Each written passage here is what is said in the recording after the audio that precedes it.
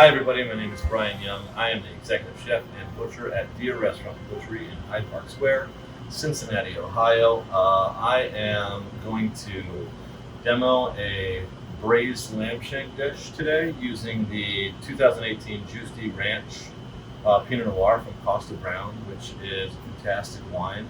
To be honest, I probably would be too greedy to cook with it most of the time because it's so good. It has a lot of sort of dark fruit notes.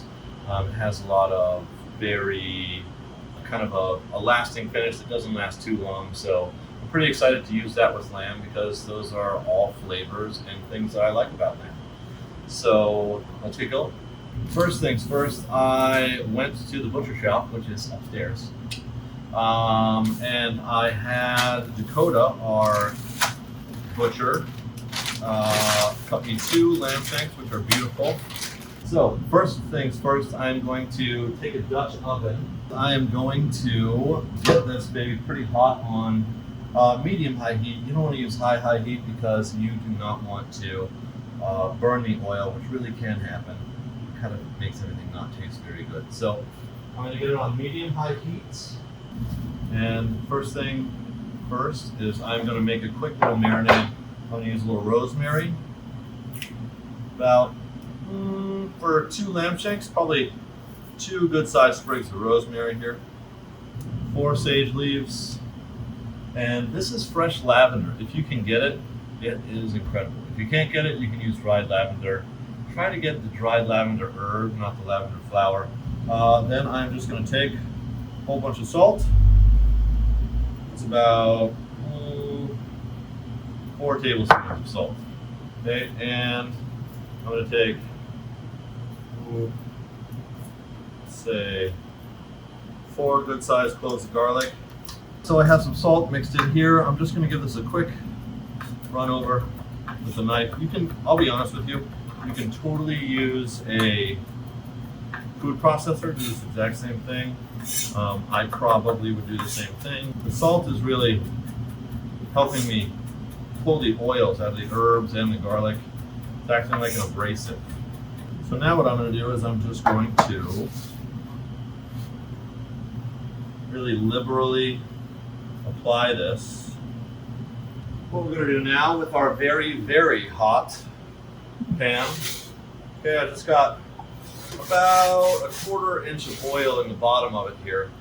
It's hard to show you at an angle, but it's just about a 1/4 inch of oil. I probably use about a 1/4 cup of oil for a pot this size. Now I'm just going to drop my lamb shanks into the pot. You can hear it. That is really important. You can really hear the shank. It's starting to sear. And that is really going to give you a lot of great flavor. So I'm going to put it back on the heat for just a couple minutes. You can see here, I'm just going to take this out so you can see it. See this beautiful sort of chestnutty brown color that we're getting here? That's really what you want all the way around, okay? It's gorgeous. Our herbs still smell incredible. But now what we're going to do is, since we've got a great reaction on both sides, we'll just do one more on the top, then we're going to take them out and we're going to deglaze the pan. Now that we have got great color all around, what we are going to do here is we're going to take that out, we're going to set it right back on the herbs.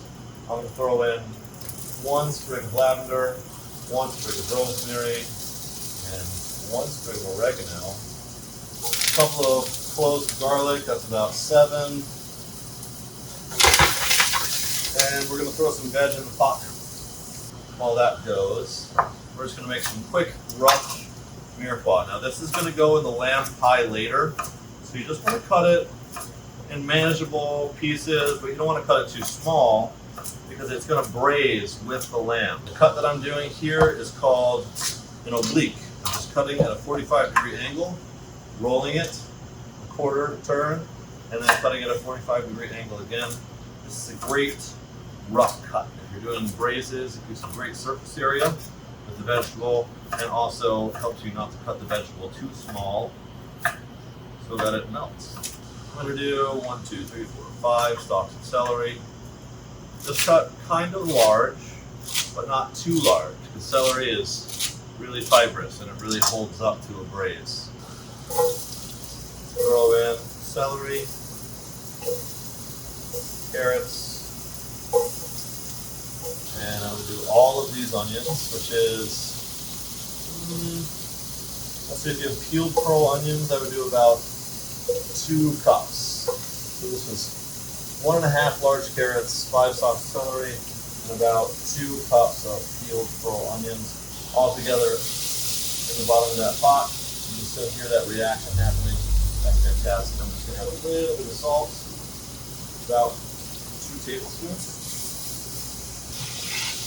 Basically what we've done is we've just deglazed this pot with vegetables instead of wine, but don't smell the wine because we're going to add it anyway. Before we add the shanks back in, what we're going to do is I'm going to deglaze this whole pot, and I'm going to put it back on the heat and burn all this alcohol off. A lot of people are going to tell you to cook with cooking wine. They're going to tell you to cook with cheap wine. Everybody does it. Chefs do it. It's okay. We don't have to be embarrassed. However, I will say one thing that I teach all of my cooks and I teach all of my interns is that you should never cook with wine that you wouldn't drink, because what you're doing when you're cooking with wine is you are concentrating flavors that are in the wine. So if you start with good wine, you get a great flavor. If you start with bad wine, you get a weird flavor. We have cooked all of the alcohol out of this wine. You really can tell just by the way it smells. It doesn't smell like alcohol anymore. It smells fantastic. You really like all of those notes that we talked about when we were first tasting the wine. All flavors that are excellent with lamb. It's really exciting. So what I'm going to do here is I'm just going to put the lamb shanks back in the pot. Put them in so they look really good when they come out. Pro tip. And I'm just going to shake the rest of that seasoning in. I'm going to throw in a couple, not too many, but a teaspoon of chili flakes. Then we're going to take some heirloom tomatoes that we sliced and dehydrated. And now what I'm going to do is I'm just going to take a little bit of veal stock, I'm going to pour it in, bring it up to a boil, throw the lid on, and then I'm going to cook it at 325 degrees for about 2.5 hours, which seems like a long time, but if you do this whole activity at lunchtime, it's a great excuse to have a great glass of wine while you're cooking. It's not going to ruin your day, and then you have an awesome dinner. We're going to throw the potatoes in. It's going to be great. All right, so we've got that back up to a simmer. You totally can use like beef stock, beef bone broth, and then when it comes out of the oven, we are going to do the unthinkable. We are going to take all of this, we're going to turn it into gravy, and then we're going to turn it into a pie, just so you can totally blow your neighbors' minds when you invite them over for dinner. So, cheers, here we go. All right, Caitlin is going to show us how to make a pie crust, because everybody watched Top Chef and knows that Brian doesn't know how to bake in real life. So we're going to start with 5 cups of all-purpose flour, big old pinch of salt. All right, and then we're going to do sugar. Like a tablespoon. That's a flat tablespoon. What do you got? 1 pound of butter. Ice water is important because the whole goal is to keep the butter cold so that you have the pockets of butter still. And I'm not going to give you any unit of measurement in regards to the ice water because it changes kind of every day. Boom, pie dough. That looks amazing. See, you can see the pockets of butter. You can still see them. They're quite large, actually, which is really a good thing because that's what's going to give us a flaky crust, right? Yep. All right, so a lot of people will tell you, go pick up your favorite frozen pie crust out of the freezer. But look, that took us 5 minutes. Was not a big deal. We didn't use any machines. It has been a couple of hours, and I just took this out of the oven. So, I'm just going to check it out. Gonna check on it. Just so everybody knows, meat pulls off the bone. It starts doing that at 185 degrees Fahrenheit. We're just gonna reach down in here and see. Oh, that's a good sign. So what we've got here is a whole bone, all the way pulled out. So I'd say these babies are done and done. So I have a saute pan heating up right now, and what I'm going to do now that I've got my lamb out of the oven is I'm going to make a quick roux. I'm going to make it on the side. I'll show you guys how to do that really fast. A lot of people tell you, pull everything out, make it in the pan. You don't have to do that. Don't worry about it. Just make it a little on the side, and then we'll stir it in until it looks good. I'm just going to start by making like a half a pound of butter. So it's like a half a pound of butter and a half a pound of flour. Whenever you're making a roux, you want it to be equal parts. You don't want your pan to be too hot, because if your pan is too hot, your butter will start to brown before it all melts. One thing that you do need to do, and it's kind of aggressive, you can get some frustration out, just watch your fingers, okay, is we have got to turn this bone into a chimney. We're going to use this to help us get the steam away from the pie crust. So the pie crust gets really, really crispy, laminated, amazing. Because if you just cut a hole in the pie crust, the steam will kind of roll out, roll over the top. You kind of see this line here, right at the tip of this cleaver, where the bone kind of turns from white into a little pinkish right there. And that means that this part of the bone is really soft. And this part of the bone is not bone, it's cartilage. So what you can do is you kind of just line it up. Okay, get your hand out of the way. All right, and then I've cut the joint off the bone. Got a lot of bone fragments, you gotta be careful. What I'm gonna do now is there's pretty amazing stuff inside of here. And this is really, it happens by itself. It looks like it takes an expert, it really doesn't. The soft part is gonna break right where it wants to break. It's nice and straight, and you've got a hole in the bottom and a hole in the top. I've got a pipe cleaner. Okay, and we're just gonna push. Look, boop, there it goes. Bone marrow's out. Boom, hollow bone. Now we've got a chimney for our pie. All right, so basically what we've done is I just took the sprayer on the sink, sprayed out the inside. I took a really brand new Promise, like green scrubby that you clean your dishes with.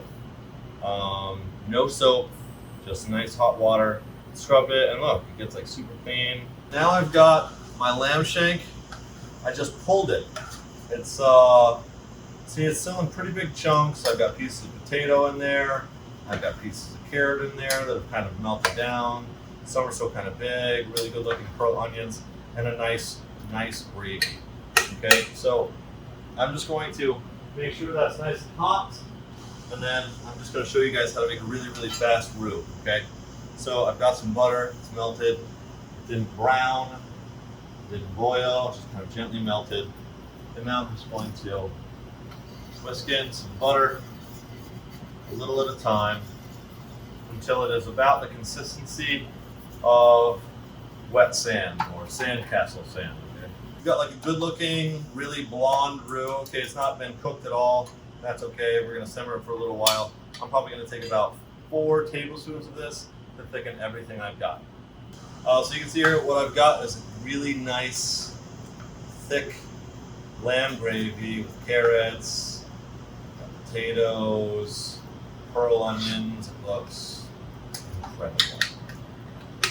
If you can see the herbs in there, what I've just folded in is just, I chopped about 2 tablespoons of chives, 2 tablespoons of parsley, and 2 tablespoons of tarragon. Folded it all in. And you want to do that right before it cools down so that the heat really has a chance to sort of perfume those herbs for you. So we're just going to roll out our pie crust. I'm going to start by just lightly flouring it on the top and bottom. And then we're just going to divide it. And because this is too much pie crust. Believe it or not, because of the shape of my pie tin, I'm going to, instead of trying to roll this round, I'm going to try to keep it square-ish at least, okay? Flip it over. roll it out so it's about a 1/16 of an inch thick. And I'm just going to, as close as I can get to one edge, sort of naturally. This is about 1.5 inches here. So basically what I want to do is I want to make sure that I have this 1.5 inches here, okay? So I'm going to get this far away, and then I'm just going to cut. Okay, if your knife sticks a little bit, just get a little bit of flour. Put your knife in a little bit of flour. That really helps. Edges. I'm going to cut the corners in because it's square. If it's round, don't worry about it. You can just press it in. Corners are a little bit tougher, but will yield us a really beautiful product. So I'm going to kind of gently try to get that very center part into the bottom of the tin, and wherever it is folded, I really want that to be in the very corners. And then I'm just going to take and I'm going to press that dough together really firmly, and it will not misbehave. No holes poked in it, nothing like that. Okay, so I've got the entire bottom of my pie tin filled. Okay, now I'm going to roll the top. Flour my surface a little. So I've got the top of this rolled out, the same thickness as the bottom. I'm just going to take, I have little cookie cutters. We're going to cut a hole for the bone. See, we don't need it to go all the way through, just to be able to make it through. All right, we're going to cut a hole here, right in the middle. See that? We can use it for decoration later. And then just cut a little extra off. We will cut using our larger cutter. We're going to cut another one. All right, so what we're going to do is we're going to fill our bottom pie crust. Just going to fill it all the way up, about 3/4 of the way. Chimney that I made, and I just want to settle it inside so that it sticks, but I'm not pressing it deep into the bottom crust. Okay, again, I'm just going to take the sprayer. Again, you can just do this by rubbing water on with your hands. And I'm going to quickly just drop that right over the top and pull it into place. And I'm just going to make sure that I am using my thumb to press all of the top crust and the bottom crust together right at the seam of my tin. Okay, and then I'll come back with a knife. I'll just cut around the edge. So this is a beautiful one that I made earlier. I'm going to pop it in the oven. I just made little lines on it with the tip of my knife. No pattern at all, and I have these little cute leaf cutters that I use. You can get whatever you want, doesn't matter. It's Easter, get little bunnies. All right, so I'm going to toss this in the oven, 350 to 375 degrees, depending on whether you have convection or not. If you don't have convection, go with 375. If you do, medium convection, 350 for 45 minutes. No convection, 375 for 45 to 50 minutes, let's say. So I'm going to toss it in the oven right now. Thanks. I guess the moral of the story here is that it doesn't matter how crazy life is, it's okay to slow down.